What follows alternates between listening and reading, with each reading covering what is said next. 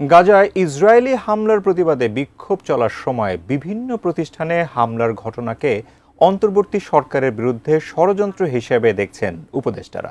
এসব হামলার ঘটনা হঠাৎ করেই হয়েছে জানিয়ে স্বরাষ্ট্র উপদেষ্টা বলেছেন, ভবিষ্যতে এ ধরনের ঘটনা যেন না ঘটে সে বিষয়ে সচেষ্ট থাকবে সরকার। গাজায় ইসরায়েলি গণহত্যার প্রতিবাদে বিক্ষোভের সময় বিভিন্ন প্রতিষ্ঠানে হামলার ঘটনায় সরব প্রধান উপদেষ্টা অধ্যাপক ডক্টর মোহাম্মদ ইউনুসের ভেরিফাইড ফেসবুক পেজ।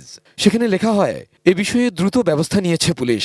দোষীদের বিচারের আওতায় আনতে সোমবার রাতে অভিযান চালানো হয়েছে। এছাড়া জড়িতদের শনাক্ত করতে বিক্ষোভের সময় ধারণ করা ভিডিও ফুটেজ পর্যালোচনা করছে আইন প্রয়োগকারী সংস্থা। স্বাস্থ্যকর অল টাইম ফ্যামিলি কেক, সব সময় অল টাইম হেলদি লাইফ। এই সহিংসতায় জড়িতদের সবাইকে গ্রেপ্তার না করা পর্যন্ত অভিযান চলবে বলেও জানানো হয় প্রধান উপদেষ্টার ফেসবুক পেজে। বাটা বা কেএফসিতে হামলা ও লুটপাটের ঘটনা পরিকল্পিত নয় বলে মন্তব্য করেছেন স্বরাষ্ট্র উপদেষ্টা জাহাঙ্গীর আলম চৌধুরী। মঙ্গলবার সচিবালয়ে এক সংবাদ সম্মেলনে তিনি জানান, এ ঘটনায় জড়িতদের আইনের আওতায় আনা হচ্ছে।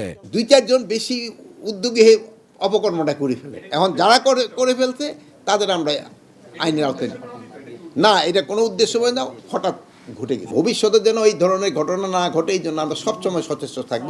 তবে ইসরায়েল বিরোধী বিক্ষোভে দেশের বিভিন্ন জায়গায় হামলা, ভাঙচুর ও লুটপাটকে অন্তর্বর্তী সরকারের বিরুদ্ধে ষড়যন্ত্র হিসেবে দেখছেন পররাষ্ট্র উপদেষ্টা তৌহিদ হোসেন ও প্রধান উপদেষ্টার high representative doctor Khalilur Rahman.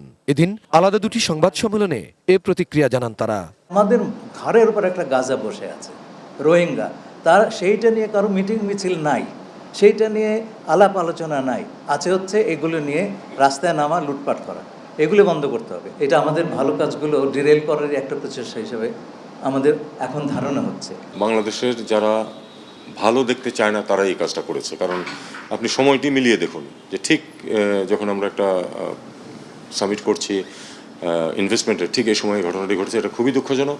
Abul Kalam Azad, ATN news, Dhaka.